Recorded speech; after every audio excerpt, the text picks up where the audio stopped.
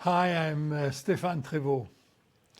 In this video, as you can see here, I want to address something that consistently gets in the way of the success that beginners could have to not only start a meditation practice and explore something new, but then also keeping it up. There are so many traps that we can encounter on our path of mindfulness meditation that it is very difficult to keep it up and for mindfulness to become a way of life. As we like to say, the practices are simple, but it's not easy to become somebody who practices.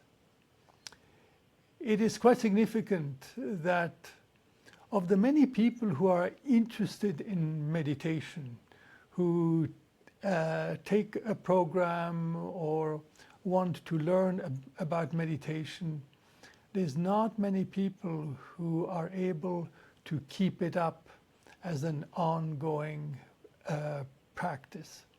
So I would like to address today a few principles in this process of keeping a practice alive, a few principles that should help you to be able to stay on track and not lose it. So let's begin with a few premises here. The first one is to realize that the brain is the most complex object in the known universe. So let's take that in. By implication, of course, the mind is the most complex phenomenon in the known universe. So let's contemplate that a little bit. If indeed the brain and the mind are so complex, what does that mean? It's more complex than flying an airplane, than flying a rocket. It is in fact so complex that most people have great difficulties to get a handle on their minds, even though here we are living our lives through the means of our mind. And in fact, that's what causes so many delusions.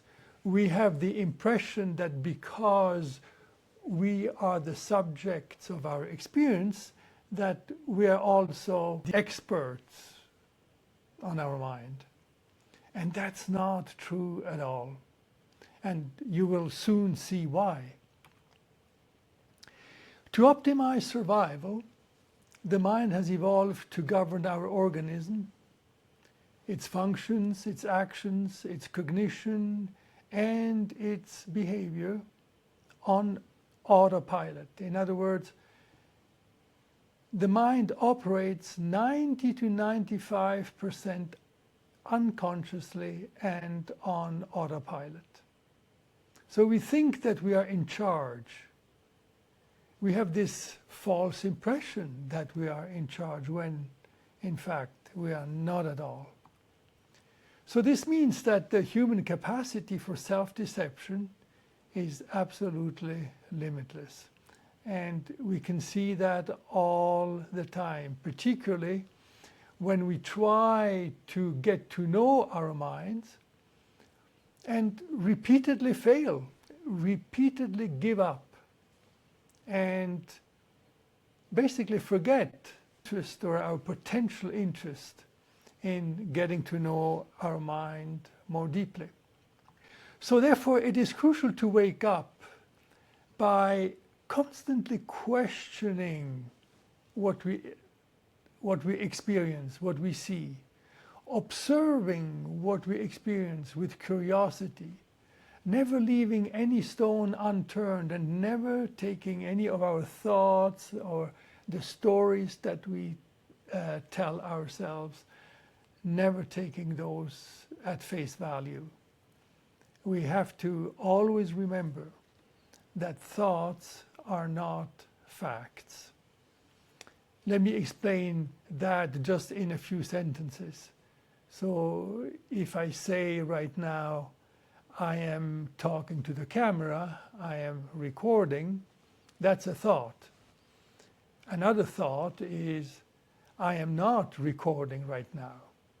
Now, both of these are exactly the same in terms of being thoughts, productions of the mind, secretions in the brain.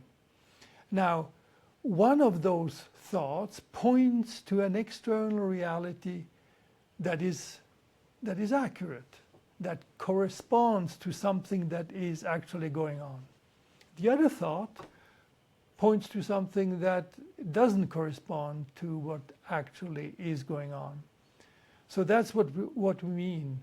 Both these thoughts are just thoughts. Now, whether they actually correspond to some kind of fact out there, we don't know without looking at it more closely.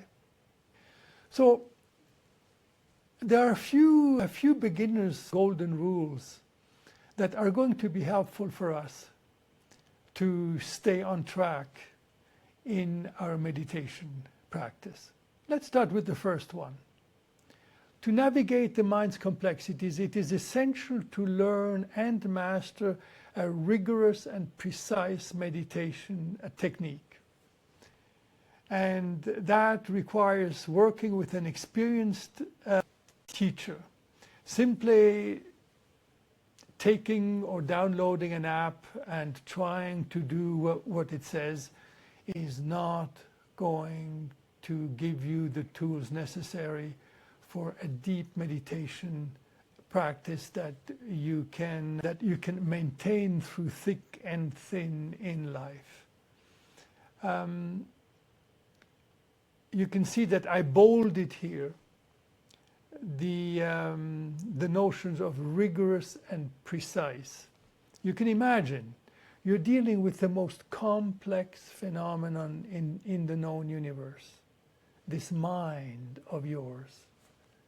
You're not going to be able to make any inroads or understand what it is all about without a very rigorous and precise technique that you can master. It's very similar to learning to play an instrument. Let's say you want to learn to play the Moonlight Sonata on the piano by Beethoven. You're not going to be able to say, oh, okay, I'm going to sit down here, take a few sessions with a teacher, and then I can play the sonata. It just doesn't work that way. It takes years of working with an experienced teacher, learning very precise techniques and practicing them, learning how to deal with hindrances and challenges that we meet along the way, until at some point you have the freedom to be able to master and enjoy playing such a sonata. So this is no different. So you're not going to learn meditation even with an introductory 11-week MBSR course. I like to tell my students who take my MBSRX program, which is the beginner's program, when you have finished the program, you can consider yourself to be a mindfulness meditation newborn. So you can see there's a lot of road ahead. So the next thing is that during the practice, as you learn these practices, it is important to check on an ongoing basis whether you're actually applying the techniques the way that you think or believe you're applying them. That's something that is very fundamental when we work with our minds. We're going to catch ourselves constantly doing something, believing that we're actually doing what we are supposed to do, and on closer observation and examination, we realize that we are not at all doing what we are supposed to do. So that kind of ongoing checking, am I actually doing what I believe I'm doing with my attention, for example? Very fundamental. And then you want to memorize every step of your technique, because otherwise you're lost, like a surgeon who would enter the operating room and not remember, oh, what is this tool for, and what is that tool for, and what do I need to do first? It doesn't work. So memorizing these tools is fundamental. And then once you have memorized these tools, you also want to make sure that you remember the definitions of the techniques that you're using, that you're actually embodying them or not. So for example, one of the attitudes that are important to embody as we practice mindfulness is the attitude of acceptance. Okay, so you know acceptance is one of the things that you need to embody. But how do you know, if you are checking right now, how do you know that you're actually embodying acceptance? How do you check that? Well, you need to know the definition of acceptance. You need to know that acceptance is about turning towards what's unpleasant with the same amount of attention and energy as you turn towards what is pleasant. Aha! When you know that definition clearly, now you can actually check, am I actually practicing that? Am I actually embodying that? Another golden rule is assuming that you find the practice valuable and that you want to practice. The moment you realize that you have stopped practicing on a regular basis, it's really crucial to examine your state of mind by turning your attention to the body first. In other words, how does it feel in my body? What's going on in my body that is connected to not practicing anymore? And then from there, working your way up the brain processing ladder to what are the kind of feelings or emotions that accompany me not practicing anymore? Finally, all the way to the thoughts and concepts. What are the kinds of stories that I tell myself about the fact that I'm not practicing anymore? And it's really important to examine these in detail. And the reason for that is that we are very quick to tell ourselves all kinds of stories that in fact are just excuses. For example, I'm unable to practice, I cannot do it, it is too difficult. Or meditation doesn't work for me. Or it's not a good time for practice right now. Or these days I'm too busy, there's too much going on in my life. Now, let me first reframe the word excuse, because it's kind of a toxic word. We don't mean with excuse something that we beat ourselves up about. So we don't want to punish ourselves or feel guilty because, in quote, we have excuses not to practice. What is really an excuse? When we have these excuses, what is it really?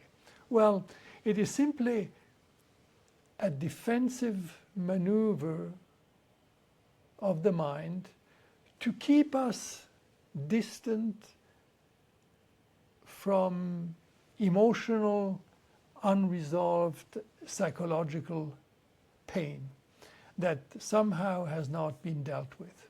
So in other words, an excuse is really an avoidance of pain that we haven't come to terms with. So when we look at that more closely, then we can face these avoidances in different ways. First of all, it is important to realize that the mind has tricked us. It has tricked us into believing nonsense. And remember what I said earlier, because of the complexity of the mind, its capacity to fool us is limitless. So just remember, yes, I'm avoiding here, I have excuses, whatever. Somehow all these stories that I'm telling myself, remember, thoughts are not facts. Let's examine that more closely. The mind has tricked me.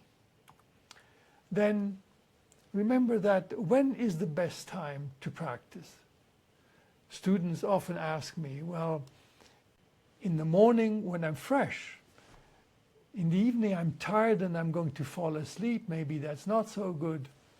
And so when you connect the best time to practice to circumstances, you'll never get anywhere and you will soon lose the regularity of your practice.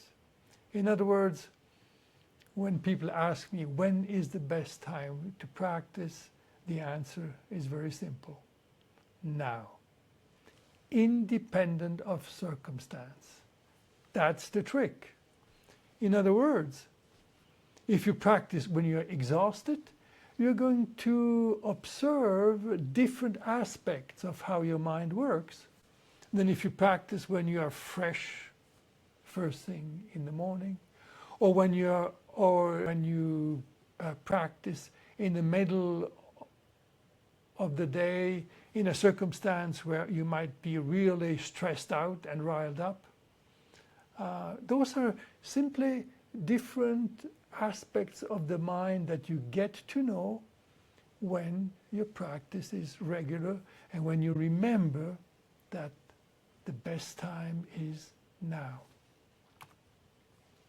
In most cases, such avoidances and excuses that lead to stopping the practice are caused by a faulty meditation technique that we are not aware of.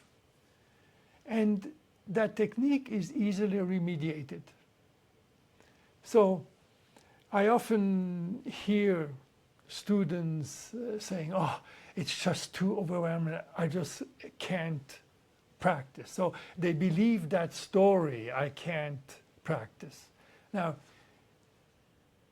they forget that, hey, this is just a story, the mind is fooling myself, the best time to practice is now, and the reason why I am at my wit's end and why I am so lost most likely is because I'm doing something wrong with my mindfulness techniques. That's all. I'm forgetting something. There's something that I'm not seeing. Or there may be a challenge that I'm meeting now that I've never met before and I don't have the appropriate tools. So what do? The most important thing at that moment is to realize that you can't solve this on your own. It's the same like drowning in a lake as a non-swimmer and trying to pull yourself out of the water by pulling at your own hair. It doesn't work. So please, when you find yourself in that situation, reach out. Reach out to your teacher and say, hey, this is what's happening. I'm stuck. I'm lost. I lost it. I lost my practice. Help me.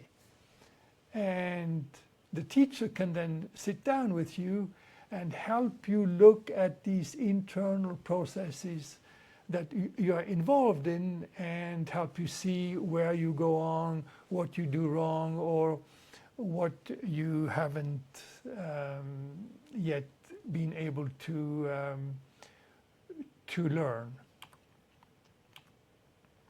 So this is basically what I wanted to summarize today. It's just to remember that if you have these simple golden rules in mind and you remember these premises, you will be much less likely to lose your practice in meditation. And so I hope that you can avail yourself of these points and that you can keep up your mindfulness practice with good success.